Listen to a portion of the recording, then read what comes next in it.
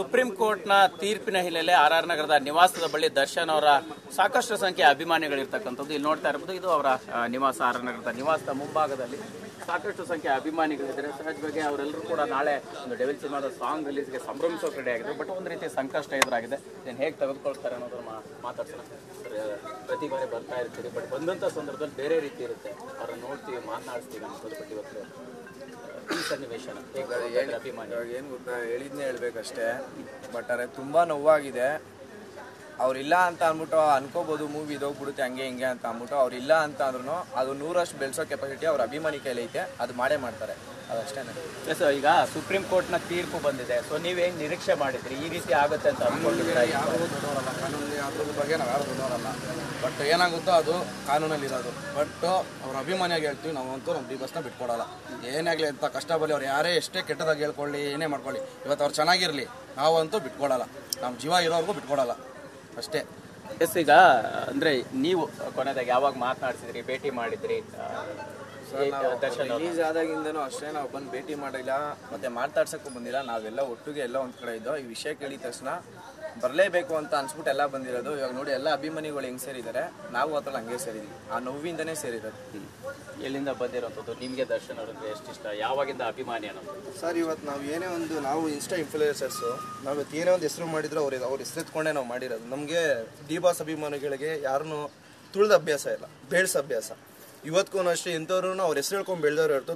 1000 ಜನ 1000 ಮಾತಾಡ್ತಾರೆ ಸರ್. ಮಾತಾಡೋದಕ್ಕೇನು? ಇವಾಗ ಅವ್ರ ದುಡ್ಡಲ್ಲಿ ಅವ್ರು ಶೋಕಿ ಮಾಡ್ತಾರೆ, ಅವ್ರ ದುಡ್ಡಲ್ಲಿ ಅವ್ರು ಟ್ರಿಪ್ ಹೊಡಿತಾರೆ, ಅವ್ರ ದುಡ್ಡಲ್ಲಿ ಏನೋ ತೊಗೊತಾರೆ, ಅದನ್ನೂ ಬ್ರೇಕಿಂಗ್ ನ್ಯೂಸ್ ಅಂತ ಹಾಕ್ತಾರೆ. ಮೊನ್ನೆ ಟ್ರಿಪ್ಗೆ ಹೋಗಿದ್ನು, ಅದನ್ನೇ ದೊಡ್ಡ ವಿಚಾರ. ಅಲ್ಲಿ ರೇಪ್ಗಳಾಗ್ತಾಯಿದೆ, ಅದನ್ನು ತೋರಿಸಿ ಅಲ್ವಾ? ತೋರಿಸಲ್ಲ. ಸೌಜನ್ಯ ಕೇಸ್ ಏನೇನೋ ನಡೀತಾ ಇದೆ, ಅದನ್ನು ತೋರಿಸಿ. ಮೇನ್ ನ್ಯೂಸ್ ಬೆಳಗ್ಗೆ ಆನ್ ಮಾಡಿದ್ರೆ ಸಾಕು, ದರ್ಶನ್ ರಮ್ಯಾ ಏನು ಇದೇನಾ ನ್ಯೂಸ್? 1000 ಇದೆ ಸರ್. ವಿಚಾರವಾಗಿ ಅಂದ್ರೆ ಅದೇ ಡಿ-ಬಾಸ್ ಅವರ ಅಪ್ಪಟ ಅಭಿಮಾನಿಗಳು ಮಾಡಿಲ್ಲ, ಕೆಲವರು ಫೇಕ್ ಅಕೌಂಟ್ ಮಾಡಿದ್ದಾರೆ ಅನ್ನೋ ಮಾತು ಕೂಡ ಇದೆ. ಸೊ ರಮ್ಯಾ ಅವರ ವಿಚಾರದಲ್ಲಿ ಯಾರ ಕೆಲವರು ಡಿ-ಬಾಸ್ ಅಭಿಮಾನಿಗಳೇ ಮಾಡಿದಾರೆ ಅಂತ ಏನ್ ಅಂತೀರಾ? ಏನು ಪ್ರೂಫ್ ಇದೆಯಾ? ಫೇಕ್ ಅಕೌಂಟ್ ಎಷ್ಟು ಮಾಡ್ಬೋದು? ಒಂದೊಂದು ಪ್ರೊಫೈಲ್ 10 ಫೇಕ್ ಅಕೌಂಟ್ ಹಾಕೊಬೋದಲ್ವಾ? ಯಾರೋ ಬೇರೆಯವ್ರ ಫ್ಯಾನ್ಸೇ ಮಾಡಿರ್ಬೋದು. ಯಾರೇ ಏನೇ ಮಾಡಿದ್ರೆ ಸರ್, ಒಂದು ಹೇಳ ಕರ್ಮ ರಿಟರ್ನ್ಸ್ ಅಷ್ಟೇ, ಏನಿಲ್ಲ ಸರ್. ನಾಳೆ ಸಾಂಗ್ ರಿಲೀಸ್ ಆಗ್ತಾ ಇದೆ, ಅಂದ್ಕೊಂಡಿರ್ಬೋದು ಡಿ-ಬಾಸ್ ಅಭಿಮಾನಿಗಳು ಎಂಜಾಯ್ ಮಾಡಲ್ಲ ಅಂತ. ಅವ್ರು ಹೋಗಿದ್ರೆ ಅದು ನೋವು ಇದೆ. ಅದ್ರ ಸಾಂಗ್ನ ನಾವು ಫ್ಲಾಪ್ ಮಾಡ್ತೀವಿ ಅಂತ ಹೆಂಗೆ ಹೇಳ್ಬಿಡ್ತಾರೆ ಎಲ್ಲರೂ?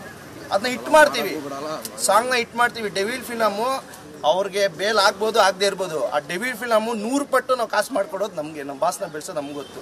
ಎಸ್, ಒಂದು ಇದ್ರೆ ನೆಮ್ಮದಿ ಆಗಿರ್ಬೇಕು ಅನ್ನೋಂಥ ಸಾಂಗ್. ಯಾಕಂದ್ರೆ ದರ್ಶನ್ ಸರ್ ಏನೇ ಮಾತಾಡಿದ್ರೆ ಅವ್ರ ಬಾಯಲ್ಲಿ ಬೈರೋ ಡೈಲಾಗ್ ಆಗಲಿ ಏನೇ ಆಗಲಿ ಟ್ರೆಂಡ್ ಆಗುತ್ತೆ. ನಾಳೆ ರಿಲೀಸ್ ಆಗುತ್ತೆ. ಯಾರು ಸಾಚ ಅಲ್ಲ, ಎಲ್ಲರೂ ಮಾತಾಡ್ತಾರೆ ಸರ್. ಎಲ್ಲರೂ ಕೆಟ್ಟದಾಗೆ ಮಾತಾಡ್ತಾರೆ, ಎಲ್ಲರೂ ಮಾತಾಡಿದ್ರೆ ಮನುಷ್ಯನೇ ಯಾರು ಇಲ್ಲ. ಒಂದು ಸ್ವಲ್ಪ ಜನ ಏನು ಮಾಡ್ತಾರೆ, ಒಳಗೆ ಮಾತಾಡ್ತಾರೆ, ಇವರು ಓಪನ್ ಆಗಿ ಮಾತಾಡ್ತಾರೆ, ಅಷ್ಟೇ ಡಿಫ್ರೆನ್ಸು. ಇವಾಗ ಒಳಗಡೆ ಮಾತಾಡೋರ್ನ ಏನು ಅಂತಾರೆ, ತಲೆ ಮೇಲೆ ಇಟ್ಕೊಂಡು ಮೆರೀತಾರೆ. ಆಚೆ ಮಾತಾಡೋರ ಕಾಲು ಚಪ್ಪಲಿ ಮಾಡ್ಕೊಂತಾರೆ ಅಷ್ಟೇ. ಅವ್ರು ಕೆಮ್ಮುದ್ರು ನ್ಯೂಸ್ ಆಗುತ್ತೆ, ಅವ್ರು ಕೂತಿದ್ರು ನ್ಯೂಸ್ ಆಗುತ್ತೆ, ಅವ್ರ ಫೋನಲ್ಲಿ ಮಾತಾಡ್ತಾ ಇದ್ರು ನ್ಯೂಸ್ ಆಗುತ್ತೆ, ಕಾರಲ್ಲಿ ಹತ್ತುತ್ತಾ ಇರೋ ನ್ಯೂಸ್ ಆಗುತ್ತೆ. ಅದಕ್ಕೆಲ್ಲ ಹೆಸರೇನಂತ ಅಂದ್ರೆ ಡಿ-ಬಾಸ್.